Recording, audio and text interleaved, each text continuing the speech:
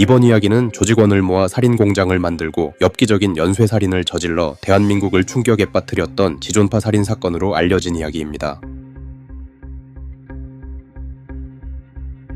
1994년 9월 15일 추석 연휴를 앞둔 서초경찰서. 얼굴이 사색이 된 여성이 들어옵니다. 살인사건을 신고하겠다는 여성이었죠. 그녀의 진술은 당시 베테랑 형사들도 믿기 어려웠습니다. 혹시 금지 약물을 복용한 여성이 아닌가 싶어 팔까지 걷어볼 정도였으니깐 말이죠. 하지만 그녀의 진술에는 신빙성이 있었습니다. 공론화가 되지 않은 실종사건, 관계자가 아니면 알 수 없는 내용까지 알고 있던 여성에게 과연 무슨 일이 있었던 걸까요? 어떤 일을 겪었길래 공포에 질려 사색이 된 얼굴로 경찰서를 찾아오게 된 걸까요? 이 사건의 중심에는 김기환이라는 남자가 있었습니다. 김기환은 1968년 3월 10일 전라도 영광에서 태어났습니다. 아버지의 후처인 어머니 사이에서 둘째로 태어나 이남 사녀 중 막내였던 김기환은 3살 때 도박과 술에 빠져 살던 아버지가 암으로 사망하고 극심한 가난에 시달렸습니다. 영광군 불감면 공지초등학교를 다니며 우수한 성적에 반장을 하는 등 꽤나 똑똑한 아이였던 김기환은 4학년 시절 너무 가난한 나머지 준비물이었던 크레파스를 가지고 가지 못하자 담임 선생님에게 매를 맞으며 모욕적인 말까지 듣게 되는데, 이 일은 김기환이 재판을 받을 때 재판장에서까지 언급되며 평생 잊지 못할 트라우마로 남게 됩니다. 초등학교를 졸업할 때까지 우등상을 받았고 중학교에 올라가서도 전교 상위권에 성적을 받을 정도로 공부를 잘했던 김기환은 중학교 2학년 때 어머니가 뇌졸중으로 쓰러지고 형마저 병에 걸리면서 학업을 중단할 수밖에 없었고, 학교 자퇴 후 부산으로 내려가 신발 공장에 취직해 틈틈이 검정고시를 준비하는 등 착실하게 살아갑니다.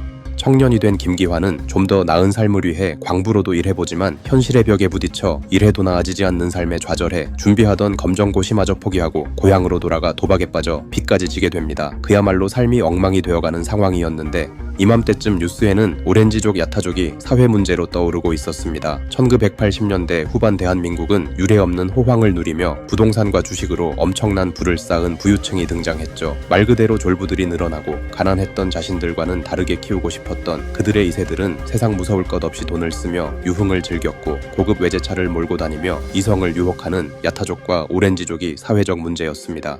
하루가 멀다 하고 나오는 이런 뉴스들은 김기환을 자극했고, 자신은 이렇게 힘들게 살아가는데 소위 있는 자들의 자식들은 직장인의 월급을 하루 술값으로 쓴다는 뉴스를 보며 김기환은 그들을 없애고 그들의 돈을 갈취하겠다는 위험한 생각을 가지게 되는 계기가 됩니다. 1992년 김기환은 과거 탄광에서 같이 일하던 조씨를 설득시켜 조씨의 지인과 도박판에서 알게 된 사람들을 포섭해 첫 번째 조직 결성을 했지만, 김기환 계획에 살인이 포함돼 있는 걸 알게 된 조직원들이 겁먹고 도망가면서 다행히 첫 번째 조직은 와해되고 맙니다. 실패의 원인을 자신의 대화술이 부족했다고 판단한 김기환은 관련 서적을 읽으며 더 못 배우고 더 부자에 대한 증오심이 강한 사람들을 찾아다니다 도박장에서 고향 후배인 강동은을 만나게 됩니다. 1972년 10월 27일 생인 강동은은 형제들이 많아 부모에게 제대로 된 관심을 받지 못하며 자랐습니다. 일찌감치 학업에는 뜻이 없었고 어린 시절부터 폭력적이었으며 고등학교 선배인 문상록과 벼두가마니를 훔쳐 옥살이를 하여 정과범이 되었습니다. 특수절도 정과를 지우기 위해 4년 동안 모은 전재산 1,500만 원을 변호사에게 주었지만 사기를 당하고 본인이 잘못해 당한 사기를 사회와 부유층에게 돌리며 부유층에게 적개심이 생기게 됩니다. 다시 고향으로 돌아와 도박판을 전전하던 강동은은 김기환을 만나면서 조직 결성에 동참하며 김기환에게 충성을 맹세합니다. 1971년 12월 22일 생인 문상록은 전라도 영광 출신으로 고등학교 후배였던 강동은과 범죄를 저질러 미성년자였을 때 벌써 특수절도 정과삼범이었습니다. 출소 후 고향에서 강동은을 다시 만난 문상록은 김기환을 소개받으면서 지존파의 조직원이 되게 됩니다. 1974년생인 백병옥은 부모가 둘 다 있었음에도 생계를 유지할 수 없을 정도로 찢어지게 가난했습니다. 일찌감치 학업을 포기한 백병옥은 중학교 때 장기결석으로 제적을 당하고 비행 청소년과 어울리며 범죄를 저질러 특수강도로 수감되어 감방에서 강동은을 알게 되었습니다. 출소 후 강동은에게 일확천금을 얻을 수 있다는 말을 듣고 김기환을 소개받으며 지존파에 가입하게 됩니다.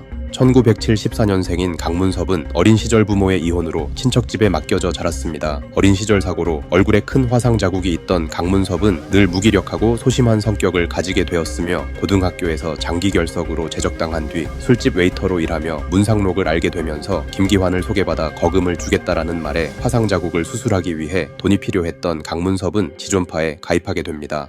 1972년 6월 17일생인 김현양은 12살이 되던 해 중국집을 운영하던 아버지가 암으로 사망하자 급격하게 가세가 기울며 어머니는 생계를 위해 식단기를 시작했고 자식들을 방치하며 여러 남자들과 관계를 맺었습니다. 이를 알게 된 김현양은 삐뚤어지기 시작했고 급기야 아버지가 돌아가신 지 6개월 만에 아버지 친구랑 재혼을 하면서 어머니에게 큰 배신감과 증오감을 가지며 성인이 되었습니다.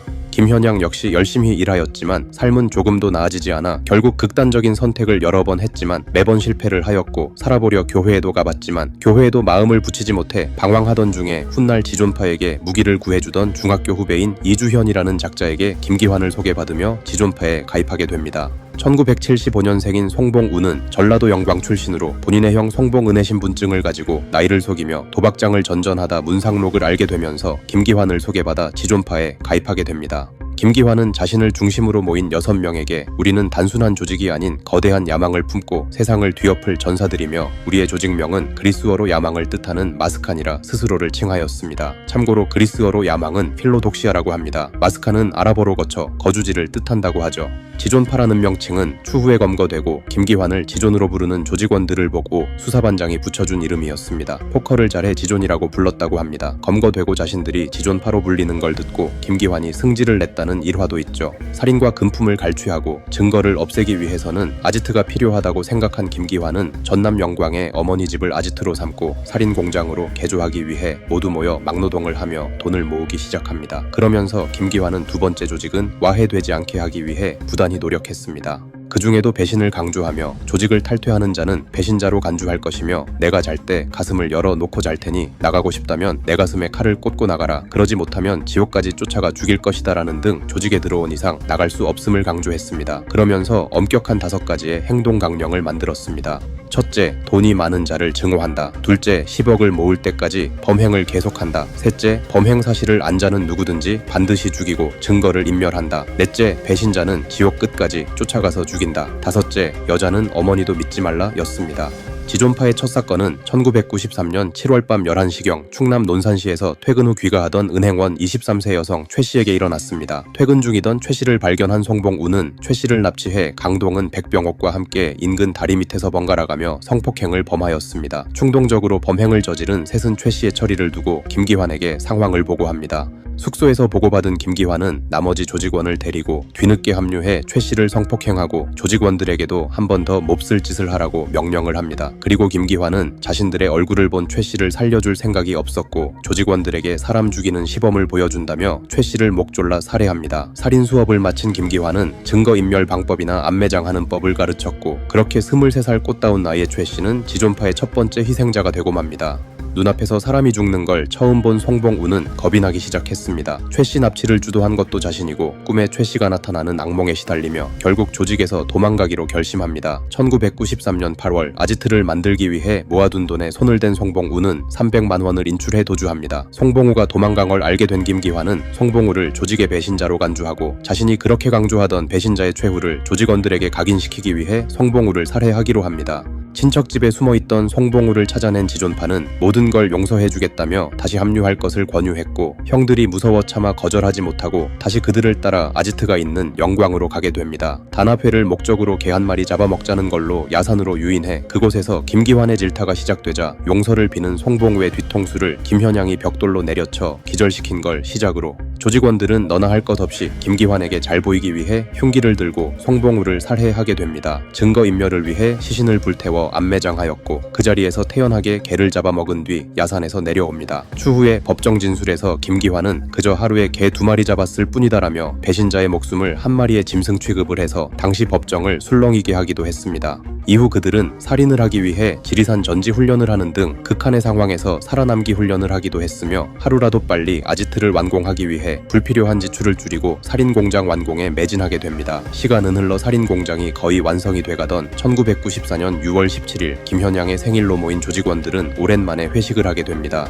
회식 중 선배 집 보일러를 수리해줘야 한다며 자리를 뜬 김기환은 자고 있던 선배 조카인 강양에게 성적인 폭행을 범한 혐의로 징역 5년을 선고받고 수감이 됩니다. 김기환이 구속되면서 조직이화해되었다면 그대로 사라져버렸으면 좋았겠지만 그들은 강동은을 부두목으로 감옥에 있는 김기환한테 보고와 지시를 받으며 결국 아지트를 완성해버립니다. 이들은 아지트를 아방궁으로 칭하였으며 이웃 주민들의 의심을 피하기 위해 집들이까지 하는 치밀함도 보였죠. 이들은 이제 본격적인 계획을 실행하기 위해 준비를 시작합니다. 우선 무기를 구입 후 압구정 현대 백화점 직원에게 백화점 VIP 고객 명단을 구입한 뒤 감방에 있는 김기환에게 범행 지시를 받으며 그랜저를 타고 다니는 사람들을 첫 번째 범행 대상으로 삼았습니다. 아시겠지만 90년대의 그랜저는 성공의 상징이었죠. 범행을 실행하기 위해 서울로 떠나 워커 히로테링은에서 첫 번째 범행을 시도하였으나 실패하고 양평으로 넘어가 1994년 9월 8일 새벽 3시경 양평 양수리 부근 인적이 드문 곳을 지나가던 그랜저를 발견하고 쫓아갑니다. 조직원들은 그랜저를 앞뒤로 막아섰고 상황을 파악하려 차에서 내린 남성을 폭행하며 저항하던 남성 허벅지를 칼로 찌르고 결박했습니다. 함께 있던 여성 이씨에게도 가스총으로 위협하여 결박하고 아지트가 있는 영광으로 납치했습니다.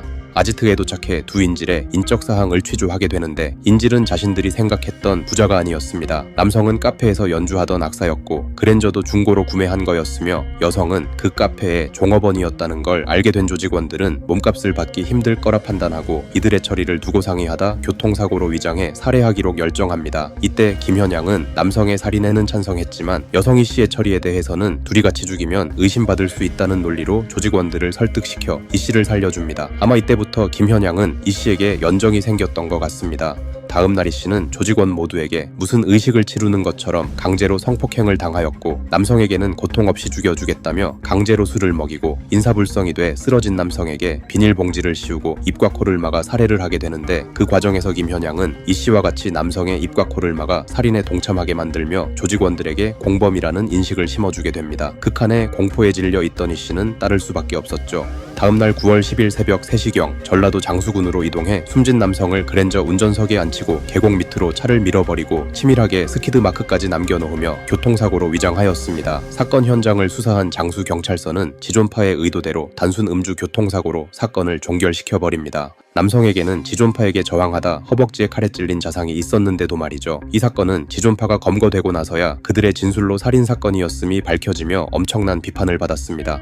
원했던 돈을 얻지 못한 조직원들은 다음 범행 대상을 찾아 나섰습니다. 1994년 9월 13일 경기 성남시 남서울공원 묘지에서 추석을 앞두고 벌초를 하러 뉴 그랜저를 타고 온 소씨 부부를 발견합니다. 차량에 펑크가 난 것 같다고 유인해 공기총으로 위협하고 결박하여 아지트로 납치했습니다. 역시 같은 방법으로 소씨 부부의 신상을 취조하였고 소씨가 울산의 중소기업 사장임을 알아냅니다. 돈이 좀 있을 거라고 생각한 조직원들은 부부에게 몸값으로 1억을 요구하며 몸값을 지불하면 풀어주겠다는 말로 소씨 부부를 회유했습니다. 소씨는 8천만 원까지는 마련할 수 있을 거라고 확답을 했고 회사 직원인 신 부장에게 교통사고가 나 급히 합의금이 필요하니 돈을 가지고 광주 광천 버스터미널로 와달라고 부탁했습니다. 다음날 14일 아침 아내인 박 씨를 인질로 잡아두고 돈을 받기 위해 조직원들은 소 씨를 데리고 버스터미널로 갔습니다. 조직원들이 차에서 지켜보는 가운데 신 부장을 만나 돈을 건네받은 소 씨는 납치됐어 따라오지 마라고 속삭이듯 도움 요청을 하고 차로 돌아오는데 이때 경찰에게 발각될 걸 대비해 다이너마이트를 가지고 있던 김현양이 조작을 잘못해 손과 발에 화상을 입고 아지트로 복귀했습니다.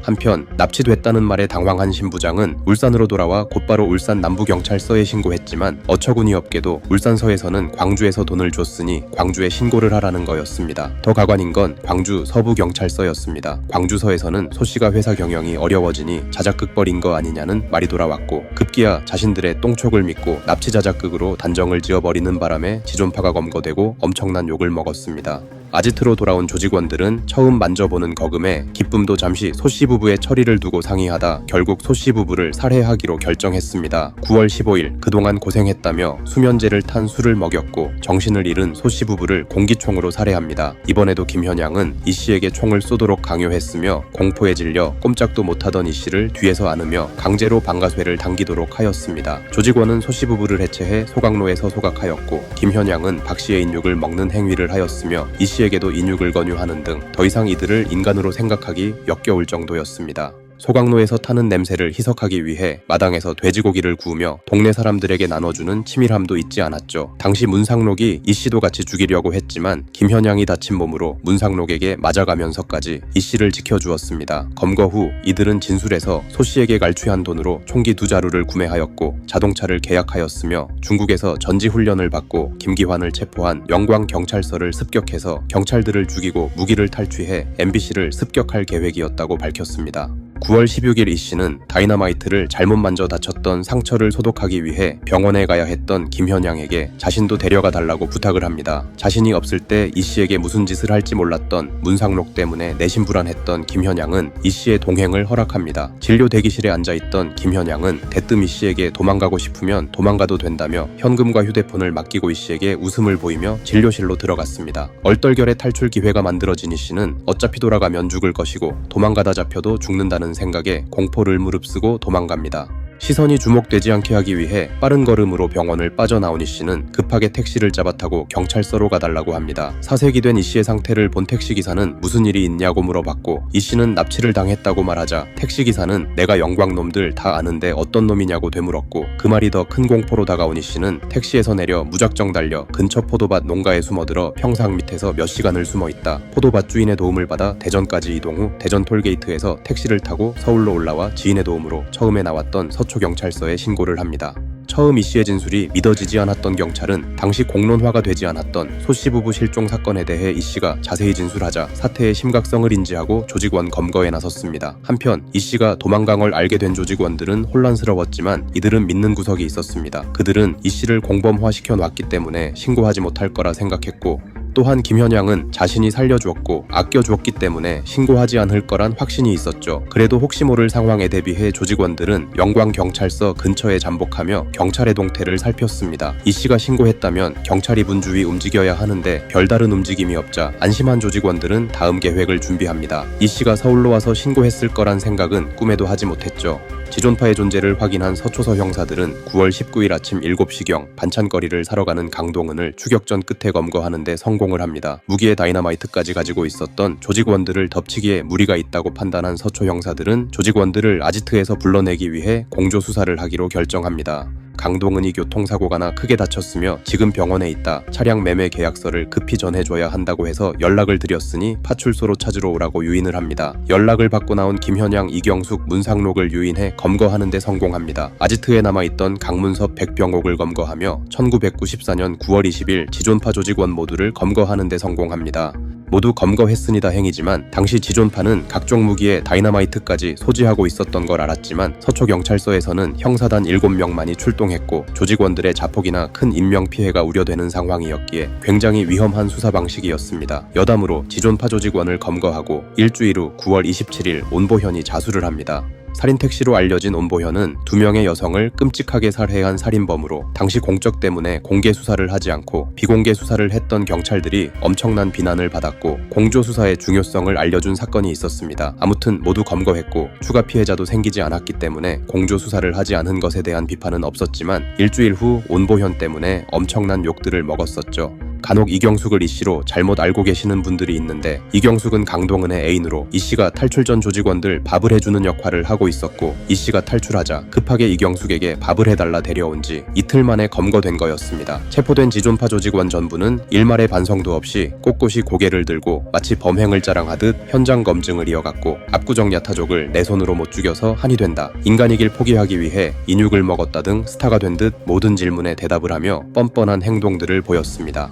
1994년 10월 19일 재판부는 두목김기환 부두목 강동은 행동대장 김현양, 조직원 강문섭, 문상록, 백병옥 모두 사형을 구형하였고 사형을 선고받은 두목김기환은 카메라를 보고 전두환, 노태우는 무죄인데 왜 나는 유죄냐고 소리치며 잘난 놈들, 부자놈들을 죽이려 했다고 거듭말했습니다. 이경숙에게는 징역 5년을 선고하였습니다. 이 사건은 전대미문의 강력 사건으로 피고인들은 인간성 말살의 수준을 넘어 광기로 악마적 살인 집단으로 사회로부터 영원히 제거함으로 법이 엄존함을 보여주어야 한다고 판시하였습니다. 최후 진술에서 두목김기환은 내가 뭘 잘못한 건지 모르겠으며 나는 세상이 가르친 대로 살았다. 후회하진 않는다고 마지막까지 반성의 모습 없이 자신의 범행을 정당화했습니다. 대법원에서 지존파 조직원 모두에게 사형을 확정짓고 1995년 11월 2일 서울구치소에서 두목김기환을 시작으로 조직원 5명 모두 형을 집행하였습니다. 피해자 이 씨는 극심한 PTSD로 고통을 받고 그녀의 마음의 상처는 아직도 아물지 않은 상태라고 합니다. 현재 암투병 중이며 신앙생활을 하며 안정을 찾아가고 있다고 합니다. 그리고 그녀는 이런 말을 남겼습니다. 저 같은 사람도 이렇게 살아갑니다. 범죄 피해자분들께 살아있는 그 자체만으로도 충분히 가치 있는 삶이라고 말씀드리고 싶습니다. 조직원을 모아 살인공장을 만들고 엽기적인 연쇄살인을 저질렀던 지존파 사건에 대한 이야기였습니다.